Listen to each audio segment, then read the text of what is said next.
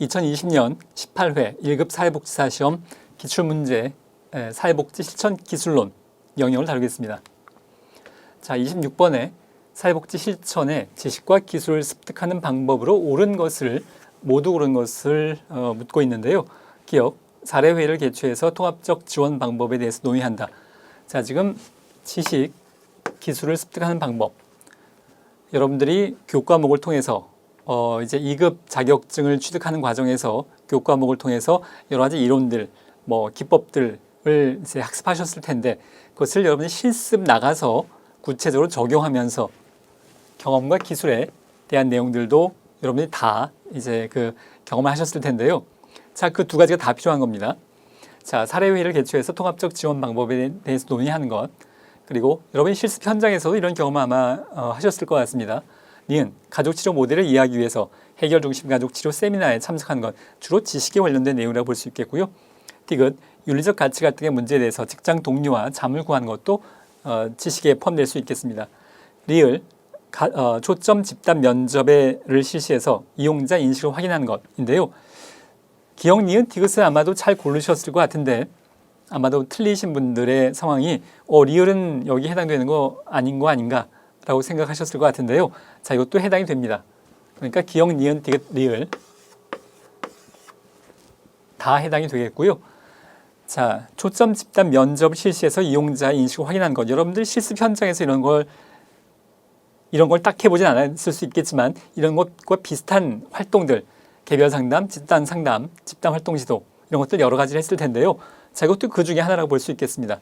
초점 집단 면접을 실시해서 클라이언트가 무엇을 생각하는지를 점검해 보는 과정, 기술에 해당한다고 볼 수 있겠습니다.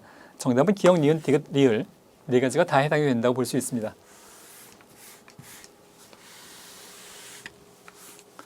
자, 27번에 집단사회복지 실천의 중간 단계라고 하는 것은 우리가 개입 또는 우리가 개인을 대상으로 하는 일반적인 사회복지 실천 과정 6단계 중에 개입과 실행 단계를 의미하는 것을 집단에서는 중간 단계, 같은 표현을 쓰면 좋을 텐데 혼동되게 다른 표현을 쓰고 있습니다. 중간 단계라고 하는데 일단 그 내용을 좀 먼저 정리해 보면, 자, 집단 발달 단계를 이렇게 5단계로 보통 나눕니다. 첫 번째 계획 단계, 그 다음에 초기 단계, 사정 단계, 중간 단계. 여기가 개입, 실행에 해당이 되는 거고요. 구체적으로 사회복지사가 집단 활동에 관련된 실천을 하는 단계입니다. 그리고 종결 단계인데요. 여러분들 유의하셔야 될 건 이번 시험에 안 나왔습니다만 계획 단계는 아직 클라이언트가 모이기 전입니다. 여기서 계획하고 준비하고 구성한다는 말의 의미는 사회복지사가 자기 책상에 앉아서 혼자 먼저 컴퓨터 두드리면서 계획하는 것을 의미해요. 물론 다른 여러 가지도 해야겠습니다만 아직 클라이언트가 모이기 전 단계이고요. 초기 단계 클라이언트가 이제 막 모여서 뭔가 이제 역동이 일어나기 시작하는 과정, 그것이 이제 2번, 3번으로 이어지게 된다고 볼 수 있겠고, 구체적으로 집단 활동에 관련된 실천을 통해서 집단 활동의 목적과 효과가 발생하기 시작하는 것은 4번의 중간 단계 개입 실행 과정이라고 할 수 있겠습니다. 자, 문제로 돌아가서요. 자, 이런 중간 단계에 해당하는 내용으로 옳은 것을 모두 고른 것은인데요. 성원의 내적 변화를 파악하기 위해서 개별 상담을 실시한다. 자, 집단이라고 해서 집단만 하고 개별 상담은 절대로 안 하냐면 그렇지 않습니다. 우리가 필요할 땐 집단으로 모여서 하는데 어떤 한 집단 구성원이 굉장히 참여도 안 하고 이제 다른 사람들한테 따돌림 당하고 그러면 그 학생에 대해서, 그 청소년에 대해서, 여기는 청소년인지는 안 나와 있습니다만 그 청소년에 대해서 별도의 개별 면담을 실시할 수 있습니다. 이걸 개별 집단이기 때문에 개별은 절대 안 한다가 아니고 얼마든지 병행할 수 있습니다. 중간 단계, 개입, 실행 단계에서 사원들의 참여를 촉진하기 위해서 집단의 목적을 상기시키는 것 물론 필요하죠. 우리가 왜 모였는지 중간중간에 상기할 필요가 있겠습니다. 디귿, 하위 집단의 의사소통과 상호작용 빈도를 평가하는 것 물론 중간 단계에서 필요한 내용이 있고요. 자, 리을, 집단에 대한 의존성을 감소시키기 위해서 모임 주기를 조절하는 것. 자, 이것은 종결 단계에서 진행되는 내용입니다. 지금 종결을 앞두고 있어요. 이제 다음 주, 다다음 주이면 종결합니다. 그렇다면 집단에 대한 의존성을 지금 헤어져야 되니까 의존성을 감소시키기 위해서 모임 주기를 조절할 필요가 있다고 볼 수 있겠습니다. 지금 27번에 정답은 기역, 니은, 디귿. 정답은 3번이 정답이라고 할 수 있습니다.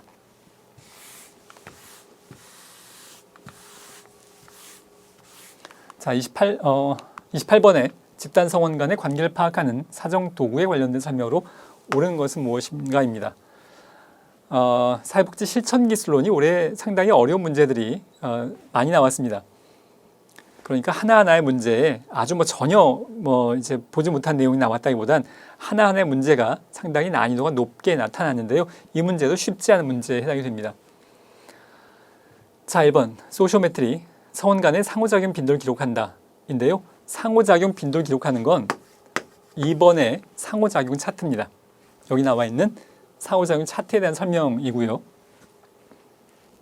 자, 이번에 그러니까 틀린 내용이죠. 2번에 집단 성원에 대한 다양한 측면의 인식 정도를 평가하는 것. 자, 이거는 의의 차별 척도 5번에 대한 설명입니다. 틀린 내용이고요. 세 번째, 소시오그램, 성원 간의 관계를 표현한 것으로 하위 집단의 유무를 알 수 있는 것. 정답은 이것 3번이고요. 이 내용은 잠시 후에 좀 더 보도록 하겠고 4번과 5번을 먼저 보도록 하겠습니다. 4번은 목표 달성 척도인데 목표 달성을 위한 집단 성원들의 협력과 지지 정도를 측정한다. 그럴듯해 보이는데 집단 달성 척도라는 것은 달성을 했는지 안 했는지 어느 정도 했는지를 보고자 하는 거기 때문에 목적 달성 자체를 측정하는 겁니다. 이거를 위한 집단 성원들의 협력, 지지 정도를 측정하는 게 아니고 목표 달성했나 안 했나, 어느 정도 했나. 이래서 우울감 완화가 목적을 하면 실제로 우울감이 얼마나 감소했나, 감소하기 위해서 이런 과정이 어떤 게 있었나를 측정하는 게 아니라 정말로 감소했냐를 보고자 하는 것이 목적 달성 척도라고 할 수 있겠습니다. 자, 5번의 의의 차별 척도, 가장 호감도가 높은 성원과 호감도가 낮은 성원을 파악할 수 있는 것. 자, 이것은 1번 소시오메트리에 대한 설명이라고 할 수 있겠습니다. 자, 이게 뒤죽박죽 되어 있는데 정답은 3번이고요. 3번에 대한 내용을 좀 더 살펴보면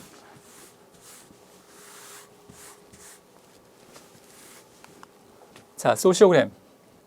자, 이렇게 번호가 부여된 것들은 이제 이론서에 본문에 나와 있는 내용들을 설명되어 있는 내용들을 반복하는 의미입니다. 소시오그램, 사회도라고 하는데요. 이것은 그림을 의미합니다. 그램도 그렇고요. 소시오메트리 등을 활용해서 측정된 집단 성원 간의 관계를 선을 통해서 그림으로 표현한 것이라고 볼 수 있겠고요. 집단 성원들 간의 상호작용을 도식화해서 그림으로 구성원의 지위, 구성원 간의 관계, 하위 집단 등을 파악합니다. 또한 집단의 전반적 상호작용 양상, 집단 성원 간의 결탁, 수용, 거부 등을 파악하고 평가하게 되는데요. 집단 구성원이 이렇게 여러 명 있다고 했을 때 지금 A가 B에 대해서 좋은 평가를 하고 있는지 아니면 싫어하는지 아니면 무관심한지, 좋은 평가를 하고 있는지 또는 C에 대해서는 무관심한지 또는 D에 대해서는 배척하고 있는지, 이런 것들을 서로 다 연결하고 보면, 이렇게 그림으로 연결하면 그들 사이에 하위 집단 구성원들의 관계 또는 누가 따돌림 받고 있는지 이런 것들을 측정할 수 있게 됩니다. 그림을 통해서.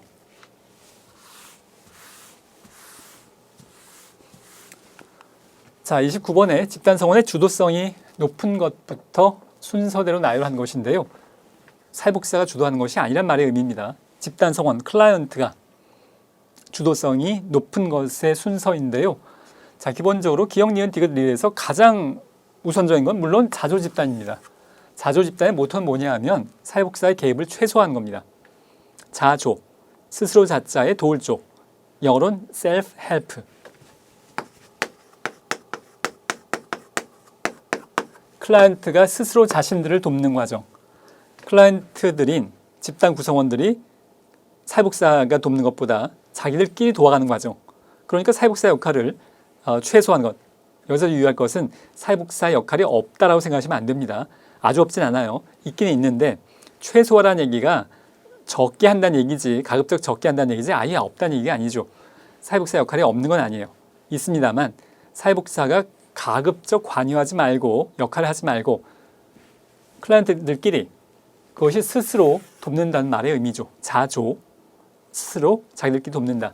그렇기 때문에 주도성이 높은 것, 당연히 이게 가장 첫 번째로 높습니다. 그리고 두 번째로 높은 것은 성장 집단이라고 할 수 있겠고요. 이제 정답이 발표된 것에 의하면 교육 집단이 3, 치료 집단이 4인데요. 실질적으로 3과 4는 구분하기는 어렵습니다.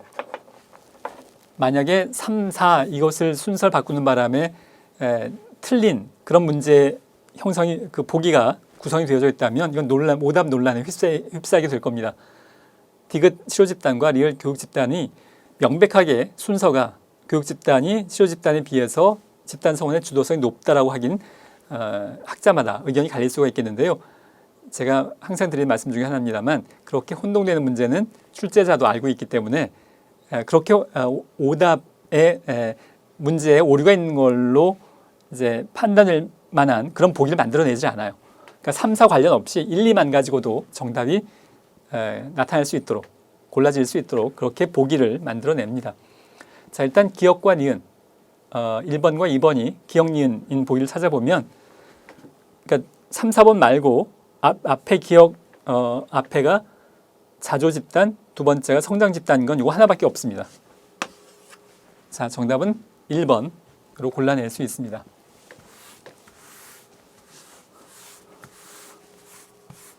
자, 30번의 사회기술 훈련에 적용되는 기법을 모두 고르는 것인데요. 자, 코칭과 과제 제시, 모델링, 자기 옹호는 다 포함될 수 있겠습니다. 뭘 하나 뺄 것들은 없어요. 사회기술 훈련에 무슨 어떤 특정 기법만 사용되고 어떤 특정 기법은 사용되지 않고 그런 건 없습니다. 얼마든지 여러 가지가 통합적으로 다 사용될 수 있고 그게 통합성의 실천 방법의 통합성의 의미라고 할 수 있겠습니다. 다만 여기에서 좀 익숙하지 않은 게 자기 옹호인데요. 이 개념 좀 살펴볼 필요가 있겠습니다. 기본적으로 옹호라는 것은 편들어주는 거고요.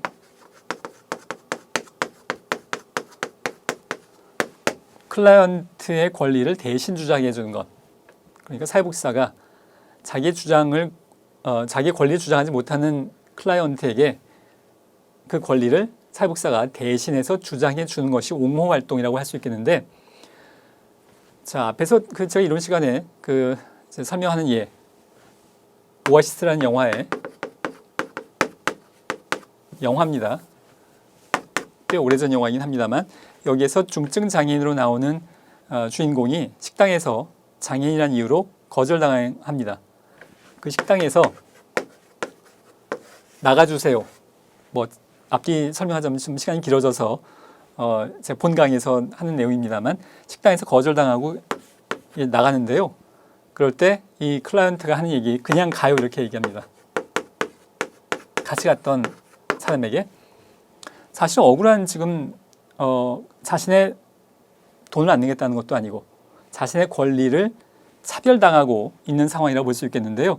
그 클라이언트가 자신의 권리를 주장하지 못하고 그냥 가요 이렇게 설명을 해요. 자신의 권리를 주장하지 못하고 있죠. 그럴 때 옆에서 사회복지사가 있다면 대신 주장해 주는 겁니다. 아, 장애인도 식당에서 밥 먹을 권리가 있습니다. 이게 옹호예요. 대신 주장해 주는 거죠.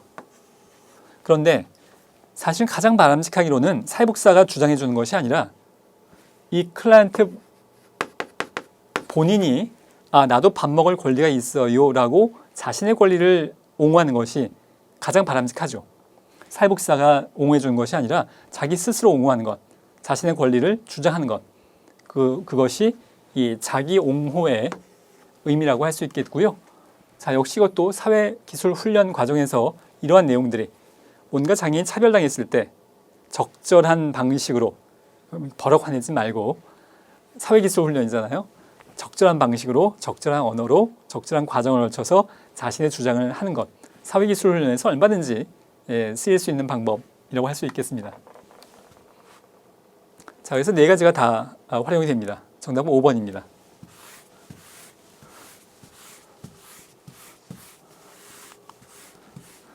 자, 토스랜드와 리바스 집단 사회복지 실천에서 빠질 수 없는 학자인데요. 분류한 성장 집단에 관련된 설명으로 옳지 않은 것은 무엇인가입니다. 자, 성장 집단. 부부 성장 집단. 지금 부부가 무슨 큰 문제가 있어서 모인 게 아니고요. 지금도 나쁘지 않고 지금도 좋은데 부부관계 지금도 좋은데 성장 집단을 통해서 여러 부부가 모여서 집단 활동을 함으로써 지금보다 더 좋게 성장하고자 하는 문제 해결이 아니라 문제가 없어도 일반 청소년들 성장하는 과정에서 좀 더 나은 성장 과정을 달성하기 위해서 집단 활동을 할 수 있습니다. 자, 여기에 관련된 설명은 옳지 않은 것인데요. 촉진자로서 전문가 역할이 강조됩니다. 사실 이것은 성장 집단뿐만이 아니라 모든 집단에 적용이 되겠죠.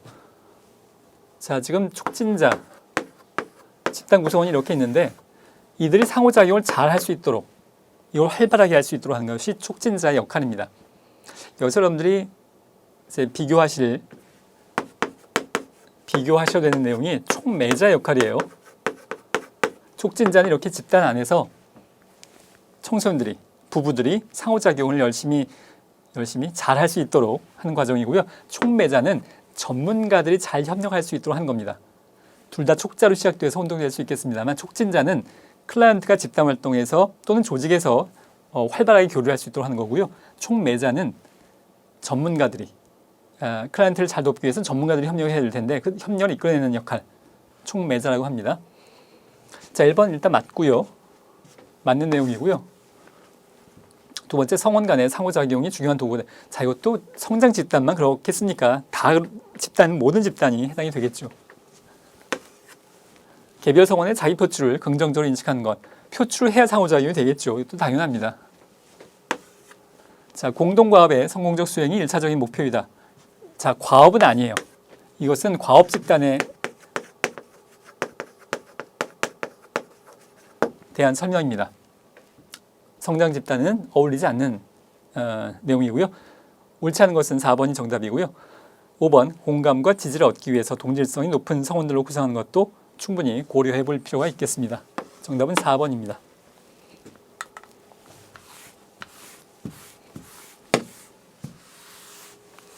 자, 32번에 다음 사례에 해당하는 단일 사례 설계의 유형 무엇인가입니다.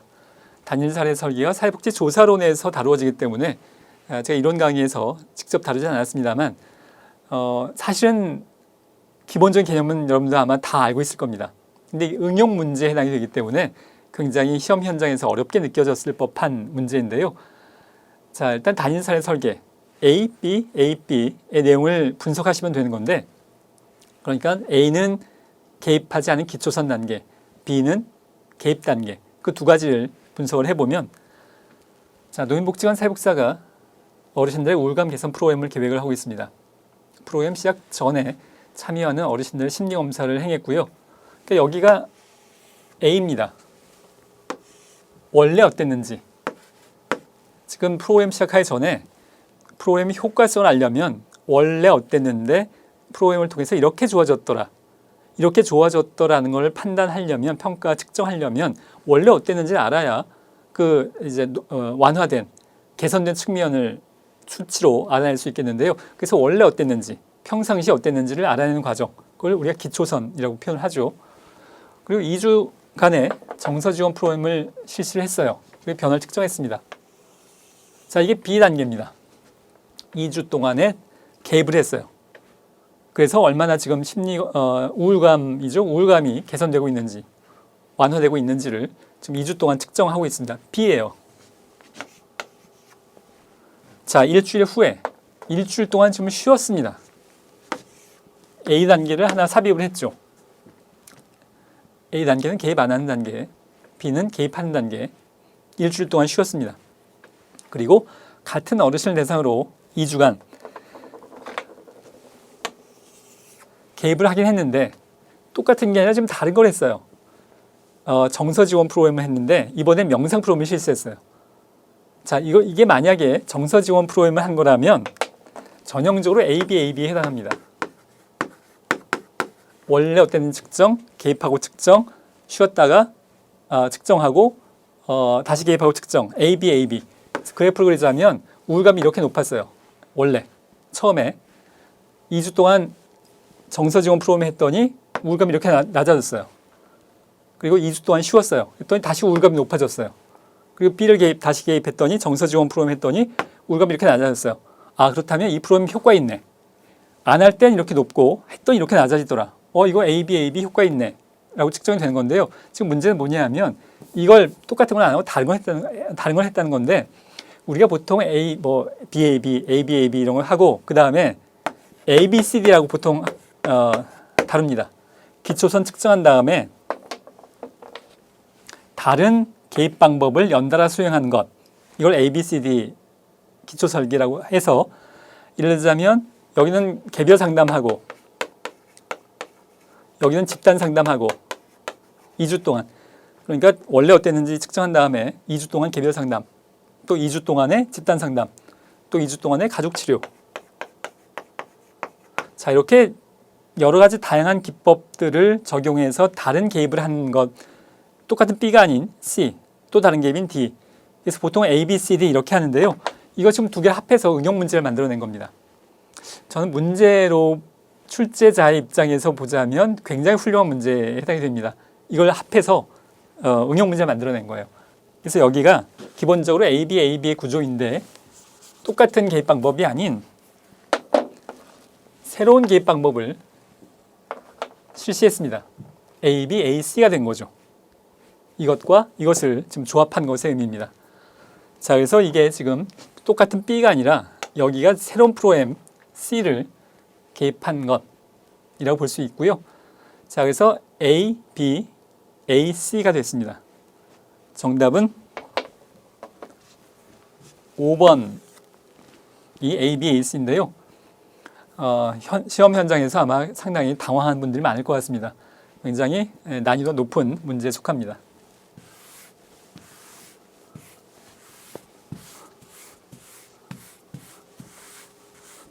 33번에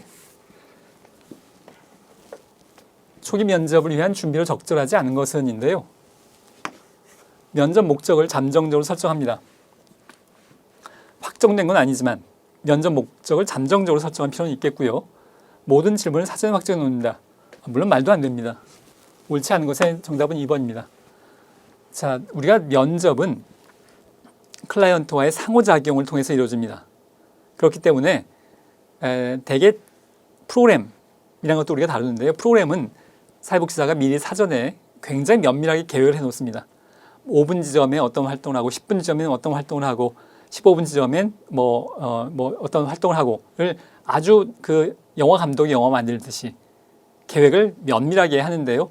면접은 그렇게 진행될 수가 없어서 면접을 하는데 모든 질문을 사전에 확정해 놓는단 말의 의미는 뭐냐면 우리가 5분까지는 가족에 대한 얘기하고 5분에서 10분까지는 학교에 대한 얘기하고 10분부터 15분까지는 이제 친구들에 대한 얘기하고 딱 정해놓고 질문까지 정해놓고 이렇게 진행될 수가 없는 거죠. 면접이라는 것은 기본적으로 상호작용을 하는 과정인데요. 가족에 대한 얘기를 하다가 굉장히 길게 얘기할 부분이 나왔다면 그걸 훨씬 더 길어질 수도 있고 또 짧아질 수도 있고 이러한 상호작용의 과정이기 때문에 모든 질문을 사전에 확정해 놓는 건 물론 말도 안 되고요. 굉장히 쉬운 틀린 내용이죠. 3번에 슈퍼바이저나 동료에게 미리 조언을 구할 필요도 있겠고요. 4번 자, 갑자기 제가 지금 머릿속에 떠오른 제가 현장에서 사회복지사 일을 할 때 떠오르는 생각은 집단 성행위를 했던 청소년들이 가출한 청소년들이 모여서 그걸 비디오로 찍어서 그게 널리 유포가 됐습니다. 그 당시에 상당히 사회에 화제가 됐던 아직 인터넷이 없었던 시절인데요. 그 비디오 테이프 벽돌처럼 큰 벽돌 모양의 그 비디오 테이프가 이제 복사가 돼서 사회적인 문제가 됐던 적이 있는데요.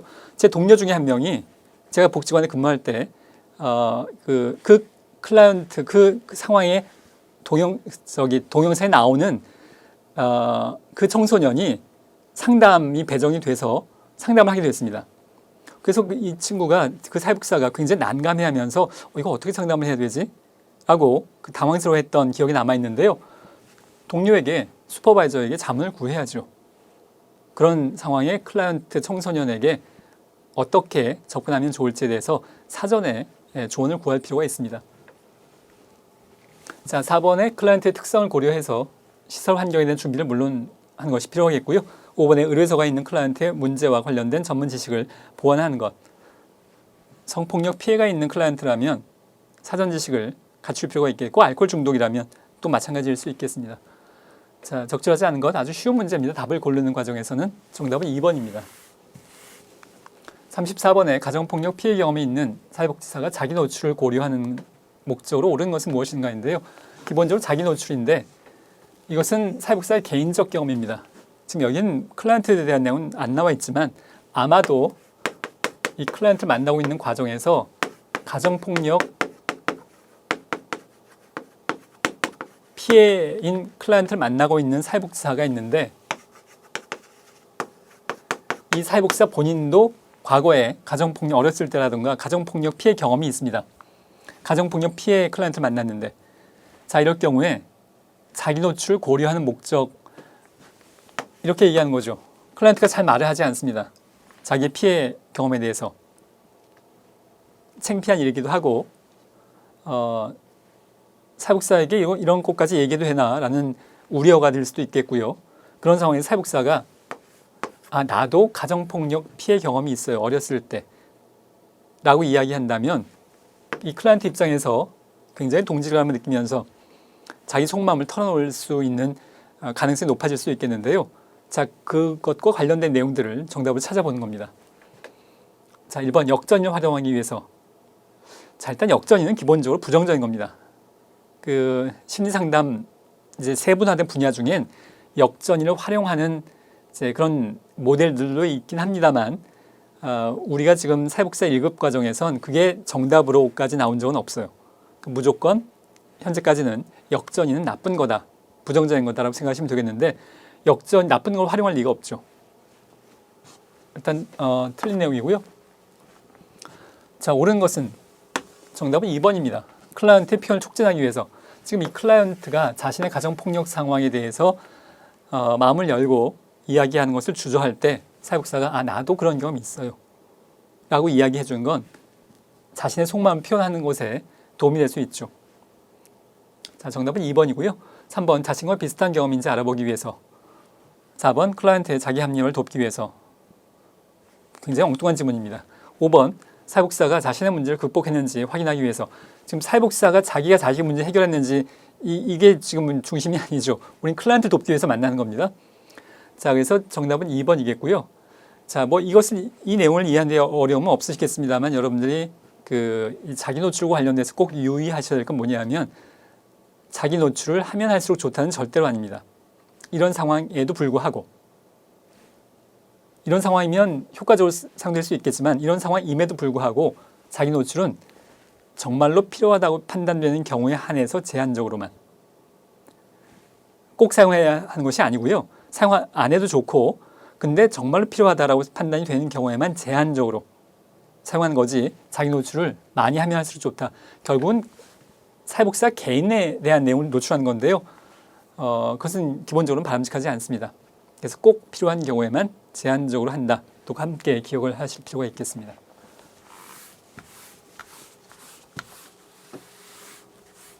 자, 35번에 1인 가구의 가족 사정에 대한 내용으로 옳은 것을 모두 고르는 것인데요. 자, 뭐 1인 가구 일종의 함정일 수도 있겠는데 지금 가족이 혼자예요. 그러면 개인에 대한 사정만 하면 되는 거 아닌가라고 생각할 수도 있겠지만 우리는 기본적으로 원가족, 이 클라이언트의 엄마, 아빠, 지금은 뭐 30대든 40대든 혼자 살고 있다고 하더라도 그리고 여기에 조부모 그리고 현재 혼자 살고 있지만 뭐 이혼한 아내가 있다거나 남편이 있다거나 자, 이런 경우 다 분석 대상이 될 수 있는 겁니다. 현재 혼자 살고 있으니까 혼자만 이 분석 대상이 되는 것이 아니고 사정의 대상이 되는 것이 아니고 원가족, 이 클라이언트가 어렸을 때 어떻게 자라왔는지 에 대한 내용이 다 분석 대상이 되고 사정의 대상이 되기 때문에 보면 기억에 원가족 생활 주기를 파악하는 것, 언제 태어났고 어떻게 자랐고 원가족 스트레스와 리질리언스를 탐색하는 것. 이 리질리언스는 다음 화면에서 좀 더 보도록 하겠고요. 디귿 다 필요하겠고요. 당연히 원가족의 내용까지를 다 포함하는 겁니다. 그리고 구조적 관점에서 미분화된 경계를 파악하는 것 물론 포함되겠고요. 역사적 관점으로 미해결된 과거 관계의 잔재를 확인하는 것. 자, 기억, 니은, 디귿, 리을 다 포함됩니다. 1인 가구라고 하더라도 원가족까지 다 포함시켜서 다 분석을 하는 겁니다. 정답은 5번에 기역, 니은, 디귿, 리을 다 해당이 됩니다.